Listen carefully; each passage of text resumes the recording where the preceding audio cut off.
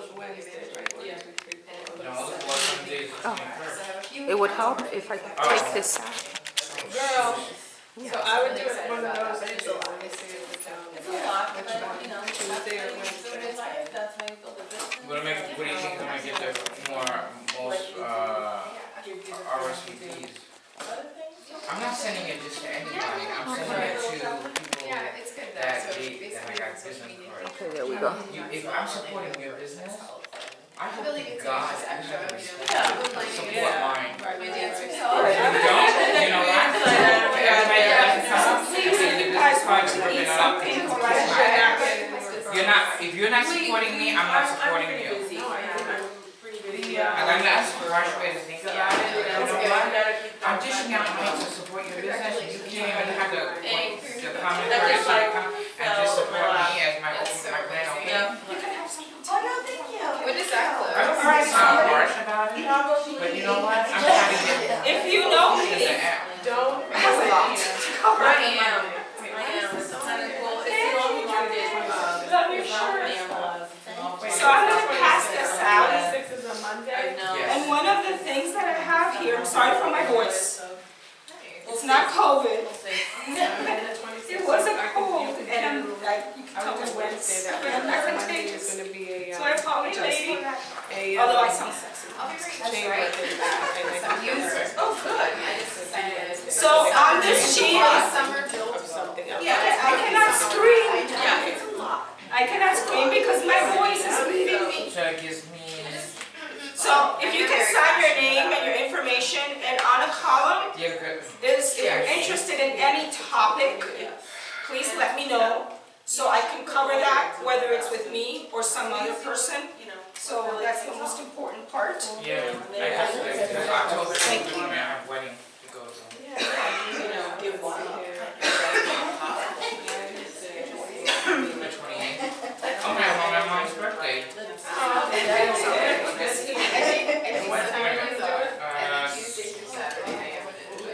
Okay, so I'm gonna put some of the food We'll here. round it off. I was gonna say 7, but let's And the just reason say that I'm sitting here is because unfortunately, Okay, my 6, husband, I'm gonna 6, bring it up, my okay, husband, 6. we didn't put the extension cord that he needed to put in there.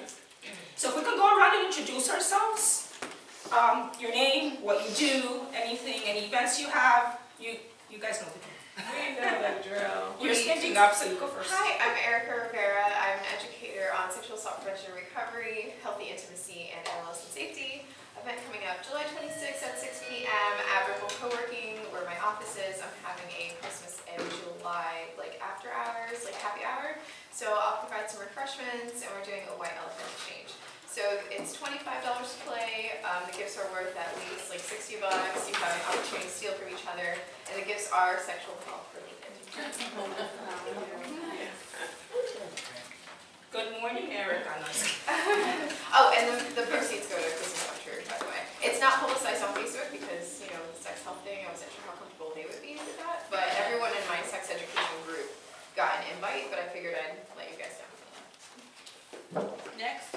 Did you want me to stand? No, you can be. Whatever. I'm just desperate for coffee. I'm Janet Kelly. I'm with AAA. I'm a financial services associate for them. I help people with life insurance, with annuities, with CDs. We're the only AAA to have our own bank of all the AAA groups. That's where I can help with some of the banking things, money markets. And this is my first time here, so I'm excited to learn what you're all about. Did I come last time? No, I could not, sorry. And I apologize, You're here now, so that's I'm awesome. going to have to leave in a half hour for a meeting. Hello, I'm Nina Galato. Who? I don't even know what I'm saying right now. I work here at Love Funeral Home, and I'm happy to be able to host this event and any other event if someone needs to use our location. We're always open to allow you to use this at no cost, and normally we can be a little more helpful, and we have that TV, but we didn't have well enough wires, but we could certainly connect, and we're upgrading our equipment soon too, so if you need a location. But I help people with pre-arrangements from cemetery, cremation, funeral, and I do a lot of different networking things, so you know me, that's who I am. Nina knows. Your turn. Yes. Go girl. I'm Ellen Kohler, and I'm owner and operator of One and Only Jewelry by EK. And this is one of my lines, one of my pieces. I have my website. You can go on if you want more information. I can give it to you. Okay. And I have an upcoming event on the 28th of September. And here as well. I'm Sherry Klein. Go girl. I am retired nurse practitioner, geriatric, and so I started a business called Age Well, Die Well. And I like to really help older people coordinate their care, navigate their self through the, healthcare system.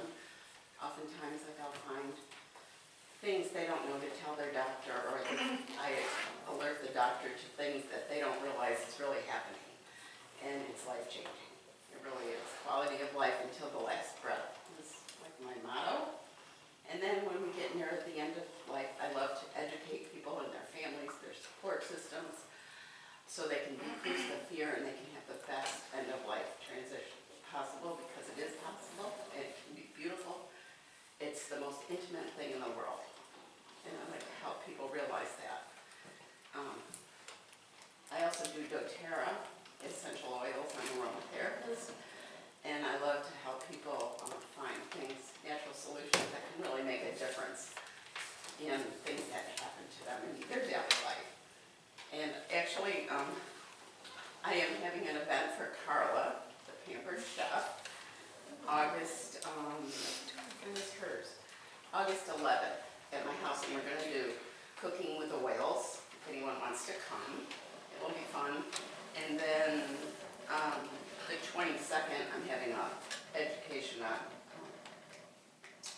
just beginner education on oils and chemistry of it and stuff. And I would love to start talking, get some events, talking with people about advanced directives. It's so important. Yes. Like have workshops and stuff. What was the workshop on the oils? August 11th. You really want coffee?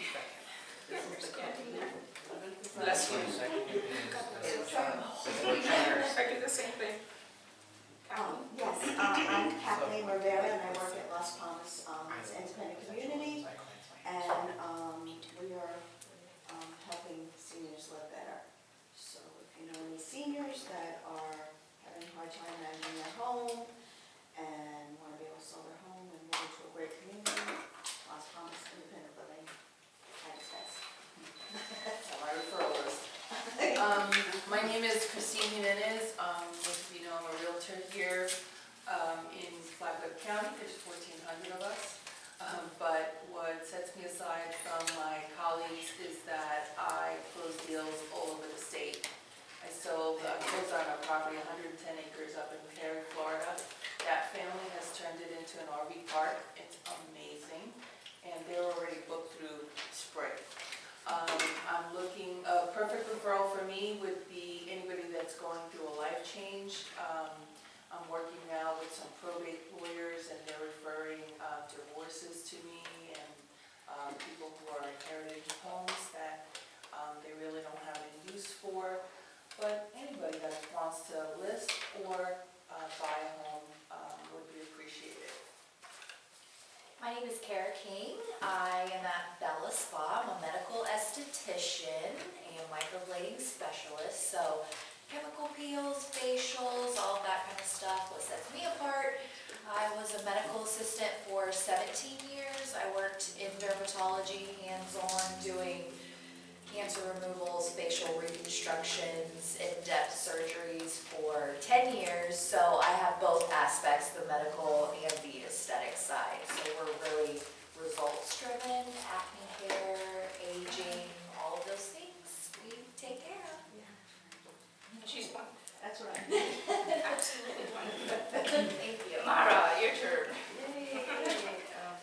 So I'm Mara Mesa. I'm a licensed mental health counselor here in Palm Coast.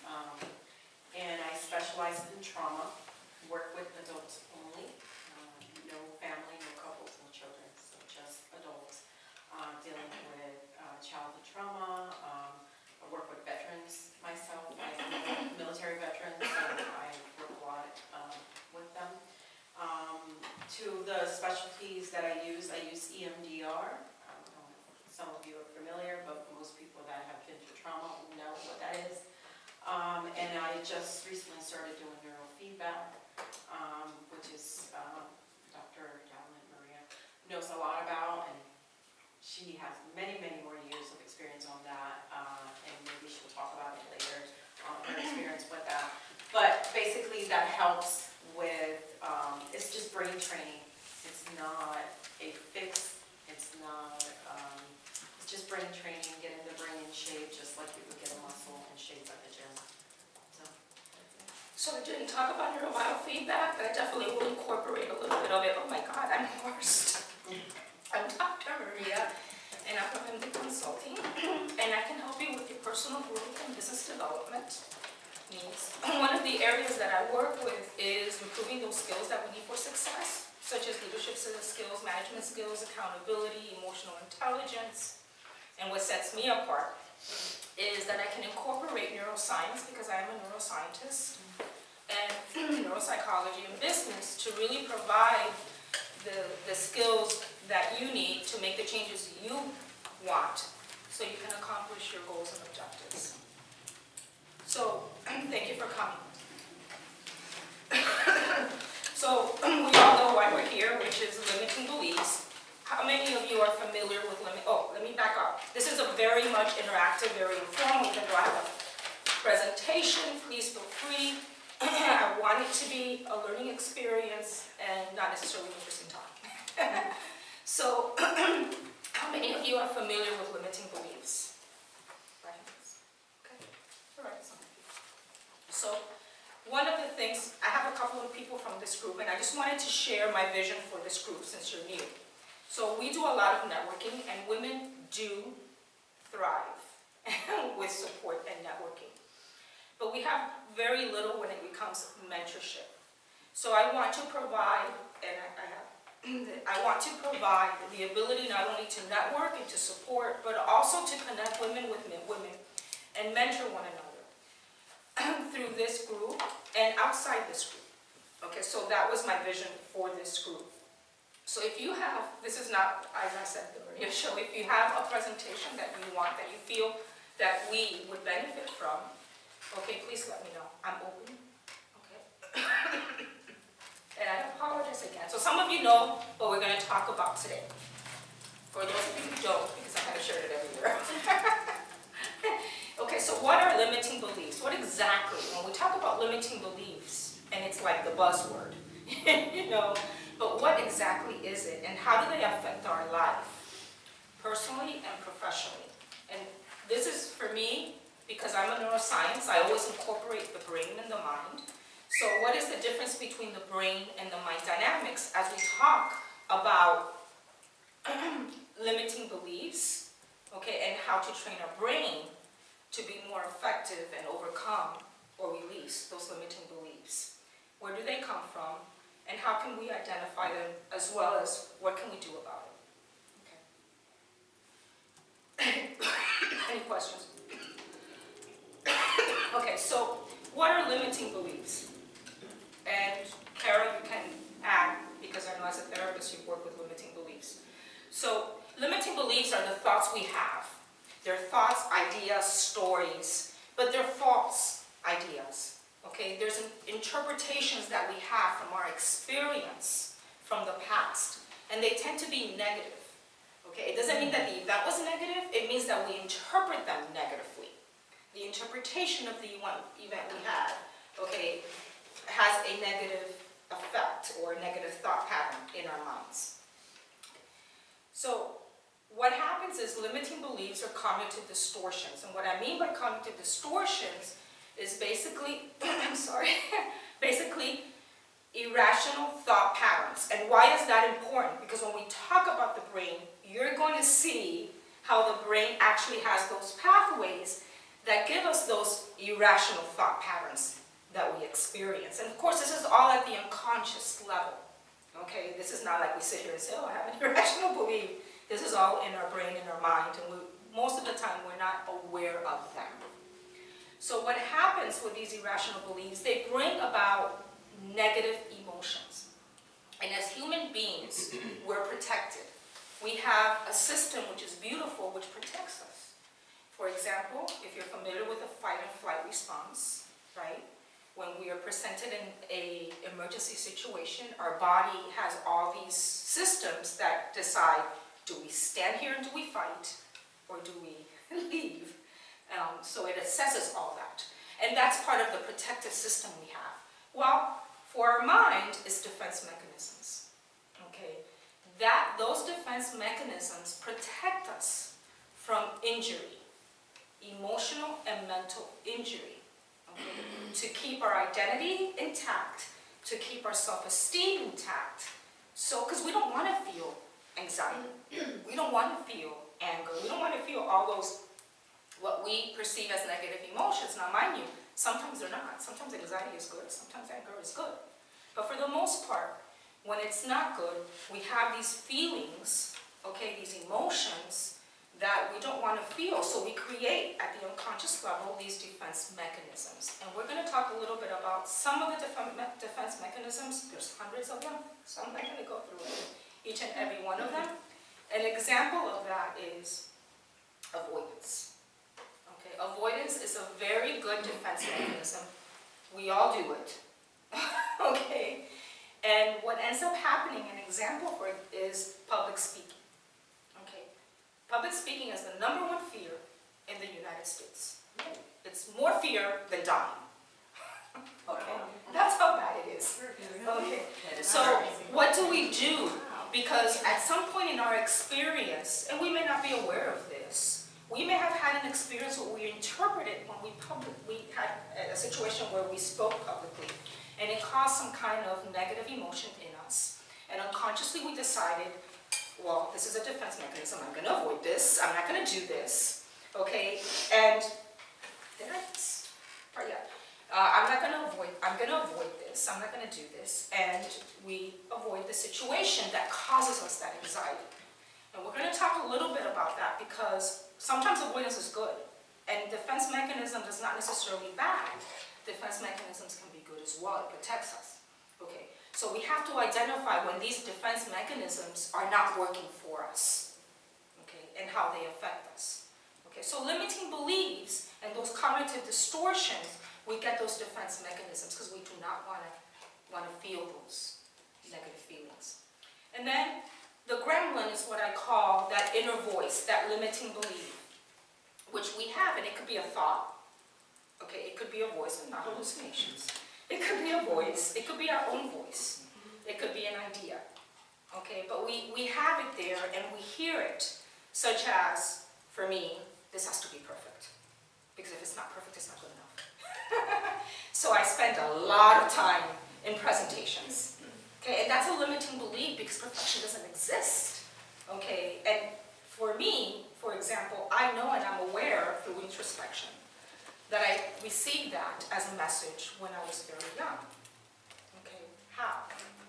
And it's not that, again, the experience is negative or that because it was my family. It's not like my family wanted to give me a negative experience. But I remember very clearly when I was 3 years old that I would hear, I was very talkative, oh, Maria is going to be such a high achiever.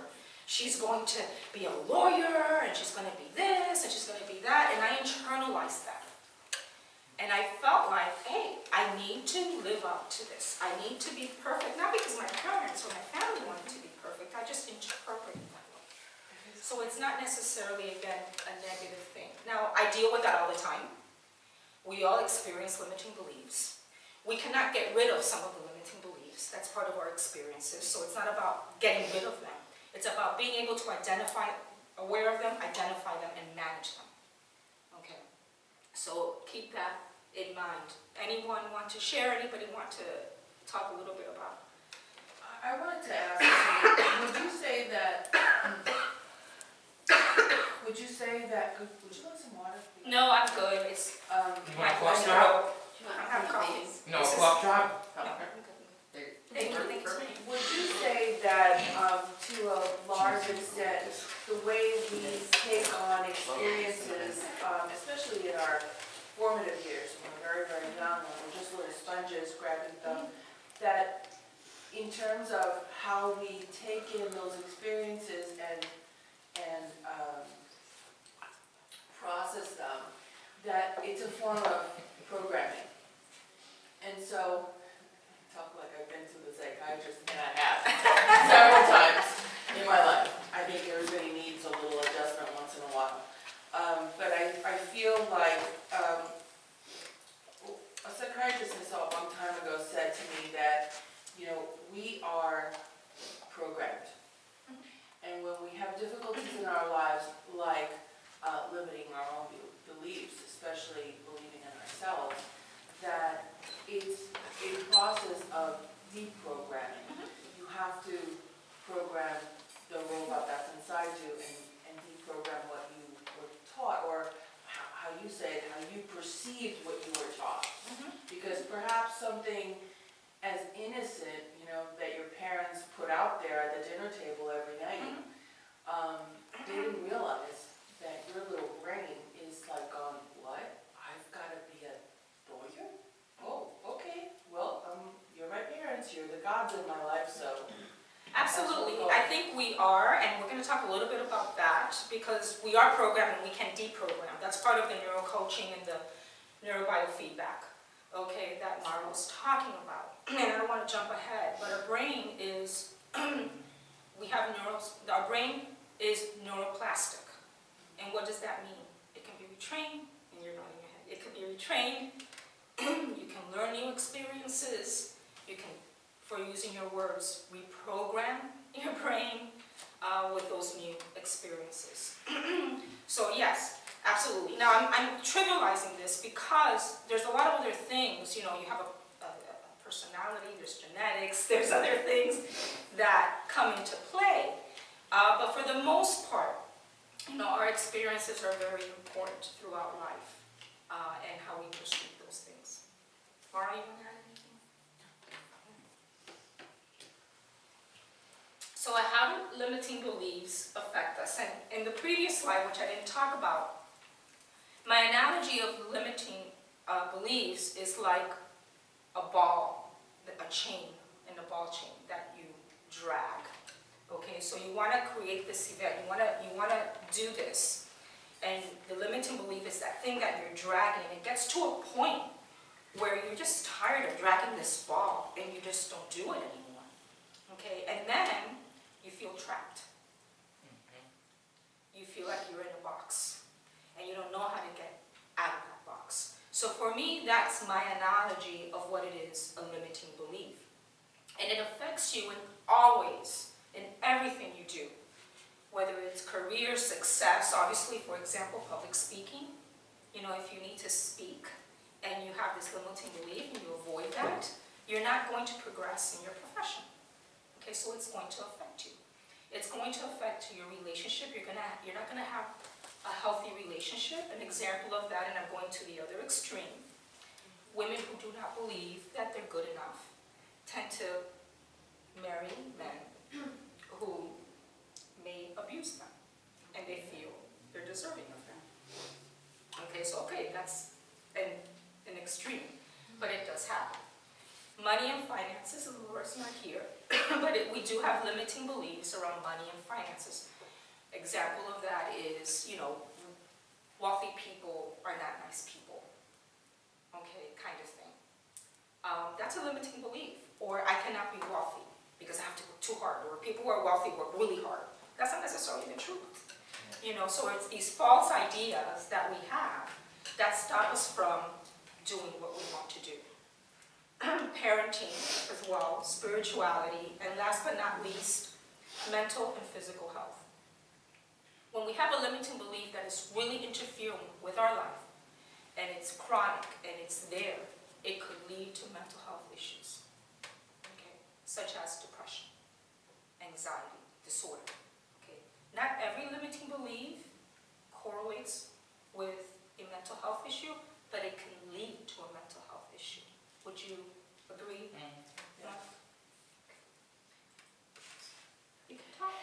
So my what I like.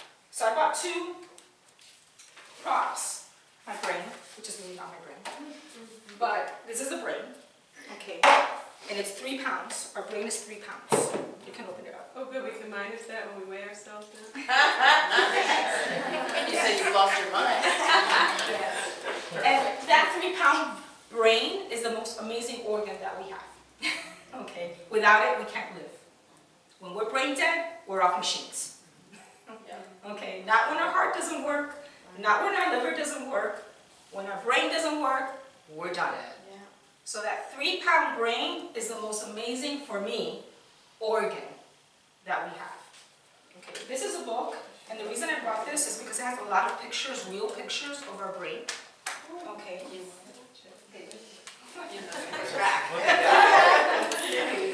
So what's the difference between the brain and the mind? We often use them interchangeably, but they're different. They're connected, but they're different. The brain is something that we can touch, is tangible. We can look at it, we can look at the neurons, the synapses, the chemistry, the electrical part under a microscope or through technology. It's an organ. It's an organ. And it has neurons, which we're going to talk in a different slide, synapses, chemistry, and electrical. That's what it's made up of. I'm simplifying it because the brain is very complex. Whereas the mind is not tangible. We can't see it. The only way we can assess the mind is through our behavior, through our thoughts that we're having, through our emotions, okay? And the mind interprets what the brain is doing. So it interprets those synapses and the chemistry and the electrical to come up with a thought, a message, okay? Message cognition, okay? Intuition as well, and imagination comes from it as well. When we have that, we think it's from here, it's really not from here, it's from here. It's sentient. Deep, It's sentient. yeah, It means it feels. Yes. Which is hard to kind of grasp, right? Exactly. Exactly. You know, how do you grasp a thought? You know what I mean? Like, it's a thought, but like, where did it come from? Yeah. I have a good story I'm going to share with you. Well, you can share. Yeah. It's called Sentient Meat. It's very funny. So that's where either talk therapy or coaching comes to mind, okay, or is important. Because it allows you to talk about those thoughts and those feelings that are part of the mind and to be able to deal with it is that's going on. Does that make sense? Yeah. Yeah. So there it is. Okay. I just wanted to know where that was. I lost it for a while. So I have a question. Sure. Okay, so if someone has Parkinson's, their brain is dying, that's what we're saying, right? Just had to throw that out. My husband has Parkinson's, so that's what I'm just saying. Yeah, well, you know, Parkinson's is an organic illness that affects the brain, just like Alzheimer's. Yeah. And many, many years ago, I did brain dissections, which I loved. Anyway, yes, it's almost shrinking in different areas. So when you open up the brain, for example, of a Parkinson's patient, and you're a nurse, you're geriatric, so you might be aware and activist, or an Alzheimer's patient. And the reason why I say Parkinson's and Alzheimer's, because Parkinson's leads to dementia, and Alzheimer's is dementia as well. So basically, it's a different illness, but the result in the brain is very similar, okay, other than different areas. So yes, it shrinks significantly to your question. So you see this area, okay, smaller. It literally becomes smaller as the disease progresses. And this is why, I'm going off topic a little bit, that's fine. This is why, okay, so let me back up. The brain develops from the back to the front. That's how we develop the brain. Okay, this is the cerebellum, which is the one that keeps us equilibrium and so forth. And this is why babies start walking, okay, because this is the brain developing. The last part that develops is the frontal lobe, okay? Men develop it later than women, for the most part. And that was last month's talk. Okay. So for going back to Parkinson's and dementia, what ends up happening is that it shrinks, and this is why they lose skills. They start losing the ability to plan, Right. the ability, they have impulse control. Okay, because they start losing the frontal lobe, for example, or shrinking, basically. Do you want to add anything with that? No, and the synapses too Yes. are very much involved. Yes, and we're going to go through the slide that has synapses. Again, this is very, the brain is a lot more complex than this. But it is an idea so you can start working on what it is limiting beliefs and what you can do about them. So this slide has a lot. I'm not going to talk about a lot of what's in here. Just the highlighted part. And the reason why I brought this slide is because for you to be familiar and understand that we, because of technology now, know the brain. And we know what parts of the brain does what.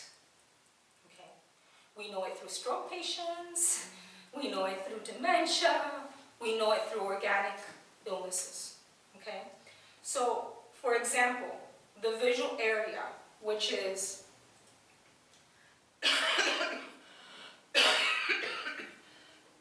this part right here, the number 1, which is in the back, and it's called the occipital lobe, which is very interesting because our eyes are over here in the front.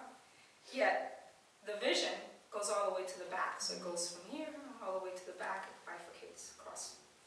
Okay, so that receives the images. And each part of our brain, certain parts of our brain is responsible for receiving the environment for a specific sense. Because we learn through our senses. Through our vision.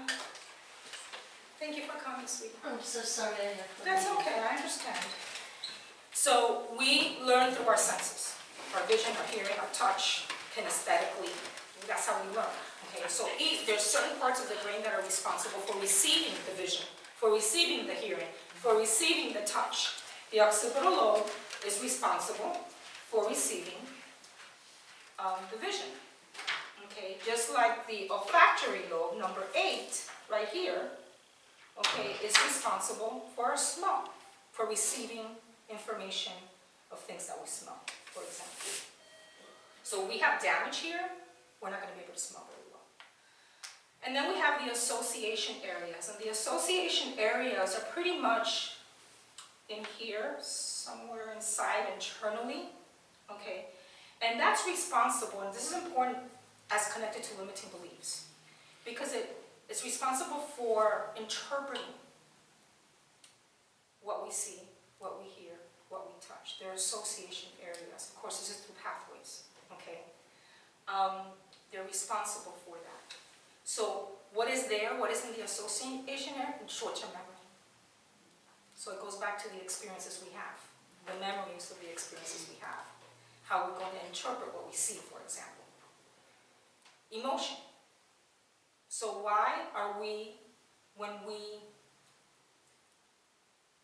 have a memory, why is that connected to our emotions? Because it's in the same area. It's interpreted in the same area. So we're going to have the memory, the thought, and we're going to have the emotion as well. Okay, and then last but not least, which I feel is very important, is the frontal lobe, which the frontal and the prefrontal lobe, again, is the last part to develop, and that's the part that we plan.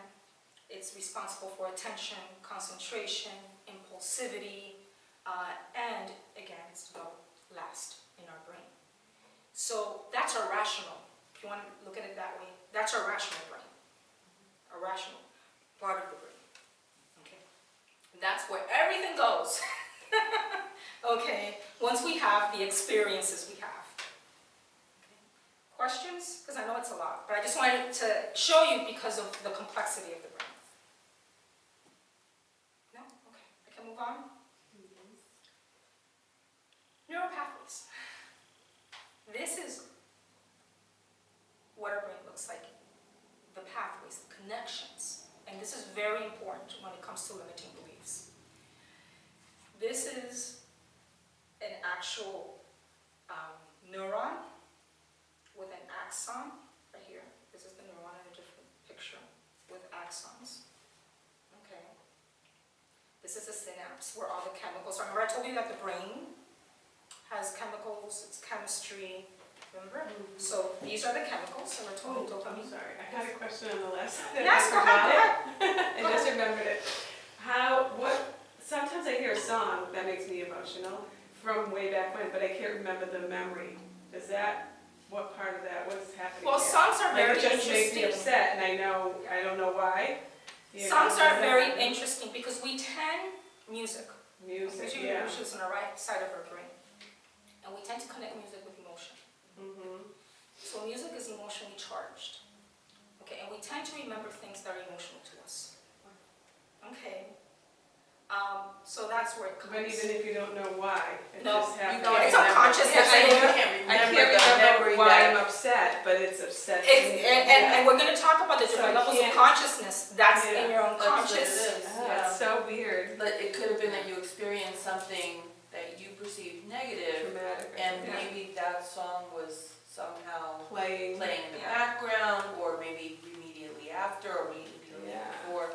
Yeah. It's so weird because I can't, no matter what, if I try to play the song. Then if I played it on my own, I don't get upset. It's if I hear it while I'm out randomly. So there's a lot of things that could be happening. For example, Yeah, there's a couple. you have an emotion. It's in your unconscious. It's just You may be hidden in protecting there. yourself. You may be protecting yourself, as we talked with the defense mechanisms, which is Yeah. fine. So there may be a lot of different things that may be happening. It's weird, yeah. But music, and we tend to remember because emotions are more primitive, okay, than the frontal lobe, the thought part, the planning. Okay, so those tend to really stick with us. Right. Sorry about that. No, that's okay. That's okay. I'm very My nice. short-term part of my memory doesn't I mean, you can try to bring it up. Is it important to bring it up? Is it affecting you in your life? No, it's No. random, So that, and it's just weird, you know? so Yeah. then, Just so a then lot. you know, so I work with that. It's not needed, you know. So, so we do have pathways, and these are the chemicals like the neurotransmitters that we have, which are the serotonin, dopamine, and all that. And I'm not going to go too much into that. And then the neurons with the pathways. Okay. Now, why is this important? Here's actually an MRI, and how we know sometimes what is responsible for what is because functional MRIs can tell us, okay, this right here means it's activated. So whatever the person was doing, this area is responsible for it through a functional MRI. Let's play the song and do an MRI. Yeah, really. Wouldn't that be wonderful? That's funny. So synapses, and this is where neurobiofeedback comes. And this is where we can retrain as a neurocoach, where we can retrain because we have the neuroplasticity. Our brain is neuroplastic, meaning that it can be shaped, it could be, the connections can be prevented, and we can learn and make new connections. So can you see that? So Yes. these are connections to other places, other neurons. These are taking the messages, okay, from our vision, from the association area, from our hearing that we talked about in the previous slide. So what is the goal? Okay, the goal is to break this connection or make this connection weaker, okay, and strengthen a different connection, okay, and that's possible. And we see that a great deal with, for example, is it me? Is that a phone? Yeah, it's probably Okay, that's me. not, it didn't sound like the doorbell. So we see that a great deal with stroke patients. Okay, where stroke patients, for example, get an injury to the right side of the brain and they can't function on their left side, and they learn how to function. Okay, that's because the brain is compensating. It's a beautiful organ. The brain is compensating for that injury. And the younger you are, the faster it is, because you don't have that many connections. I mean, we have billions of connections going on that we're not aware. Trillions of messages being sent. Okay, so basically that's the goal. And why is this important to limiting beliefs? Because if you have to trivialize it, if this area right here, for example, is limiting belief, we can make it weaker and make something else stronger. And because we learn through our senses, okay, so we want to be able to do the talk therapy or the neuro coaching because that's going to strengthen the other areas. Does that make sense? Many years ago, when we started to realize how regenerable the brain was, there was a conference on a geriatric conference, and the speaker was, I think he was the chief of Shands in Gainesville and chief of neuro in Gainesville, Shands, and the VA. And during the presentation, he had a complete stroke. Ooh. I mean, boom. And it took over a year to recover. But thank goodness his mind was there. I mean, he couldn't move, he couldn't talk. He needed complete physical rehab, but his mind was there. And he retrained everything. You know, it was amazing. Yeah. And if we didn't have that ability, imagine where we would be, because we do have a lot of, our brain is affected significantly by many things. Mm-hmm. Not only, it doesn't have to be as severe as a stroke. It took him a year. It was a very severe stroke. Does concussions affect the memory of the brain? Mm-hmm. Of course it. Depending on what type of concussion, depending on the length that the person is out as well. So absolutely, depending where it is. With that, for example, do you recall, or not recall, but do you know, like when people have, and I forgot the name of it, when you are in a car accident, whiplash, and your brain goes like that, okay, that is very significant. Because even though it's not an injury, basically your brain is in a shell, and the inside, and it has, Membrane.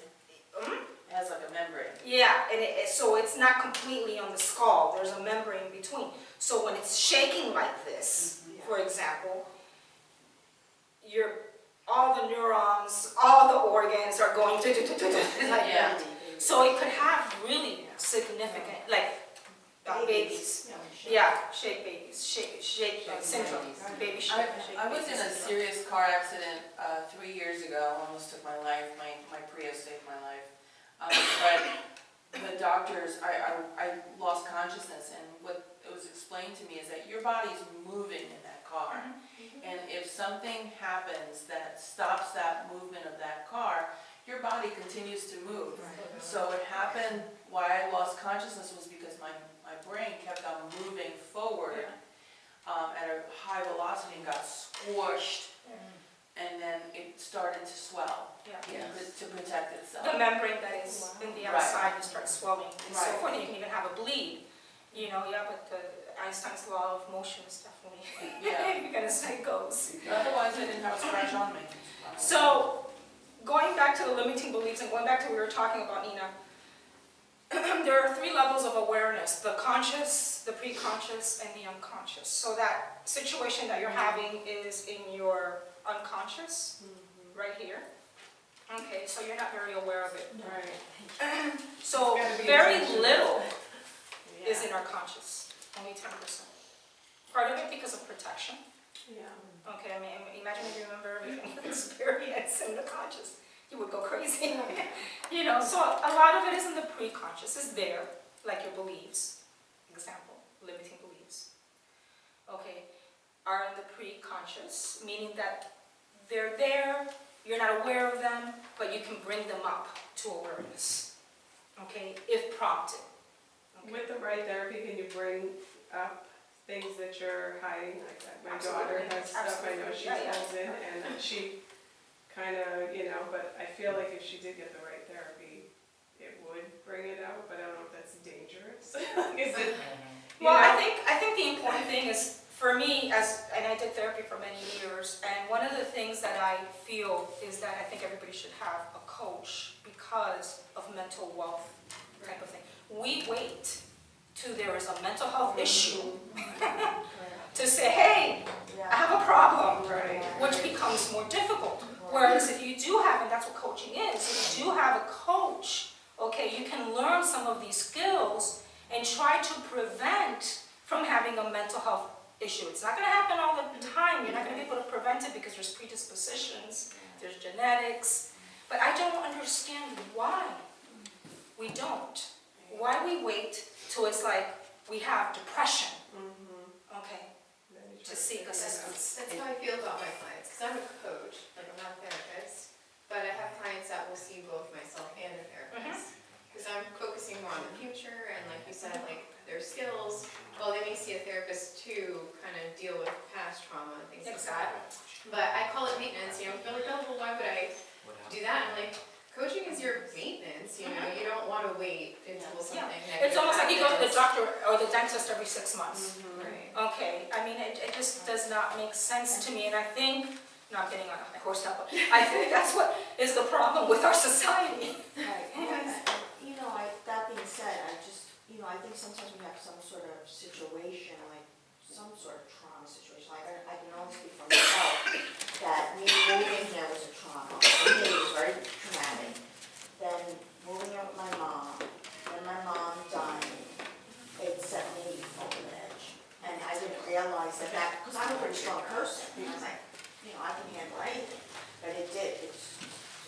I just could not grasp anything. And nobody knew about it until my end. I was just sobbing all the time at work.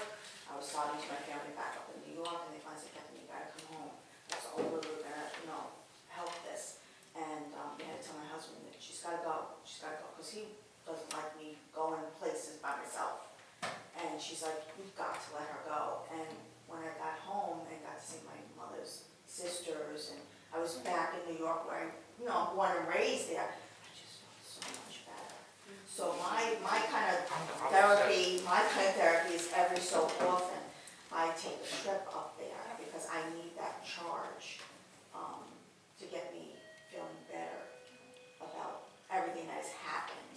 And I never thought I'd be in that situation, ever. I really wanted, I told my husband, let me drive the car, I just want to run him into a wall, I want to jump into the canal, that's all I kept saying. And he's like, no, I'm driving you to work, he'd call me, pick me up. It was horrible. I've never in my whole entire life felt like that. Your first loss.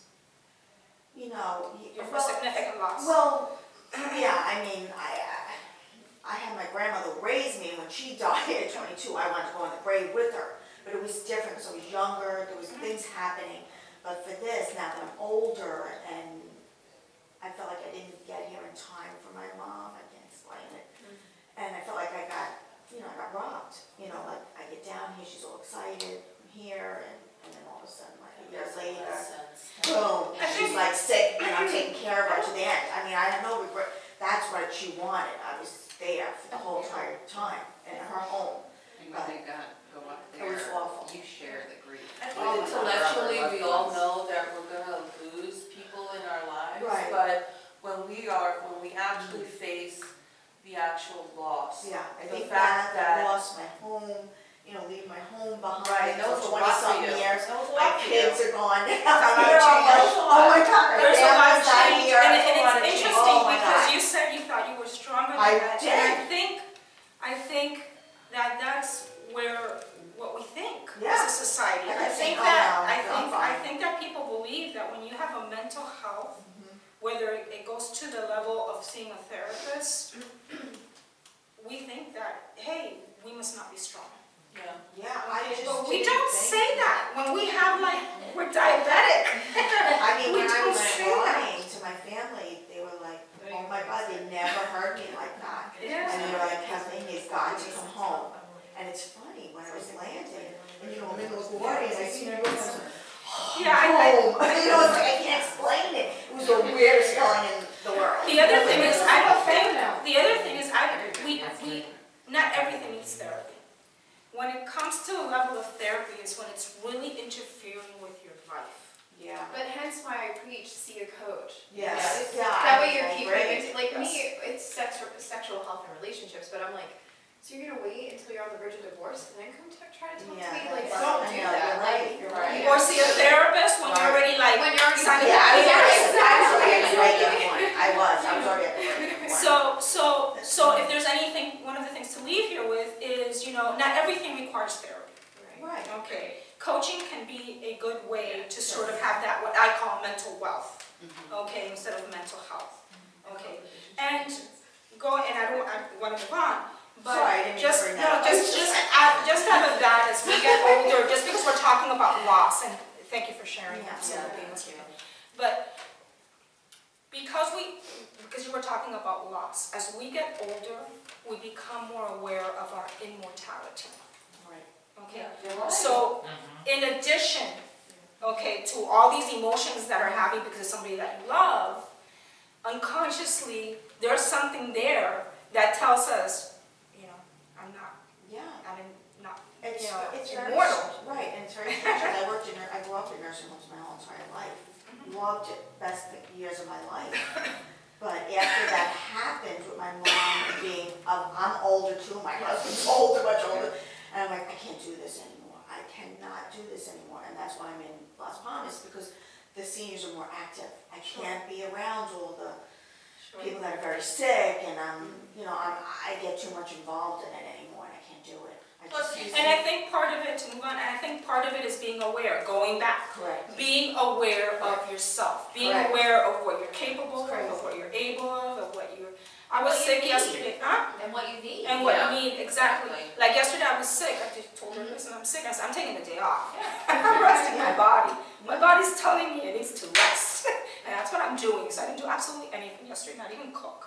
But anyways, so we have 3 levels of consciousness. Our conscious, which is 10%, our pre-conscious, which we talk about, which is where these beliefs are, which we can bring up, some of them, we can bring up to deal with them, and we can do that through coaching or through therapy. And then our unconscious, there are some limiting beliefs that are deep down there. And if it's interfering with your professional life and personal life, perhaps it is better to actually address them, okay, because it is interfering with, not for coaching, not at a diagnostic level, and for therapy, if it is at a diagnostic level, like if you have depression and so forth. Any questions? Okay, so I'm going up. And it goes into the unconscious because part of our brain is trying to protect us from the hurt that we experience.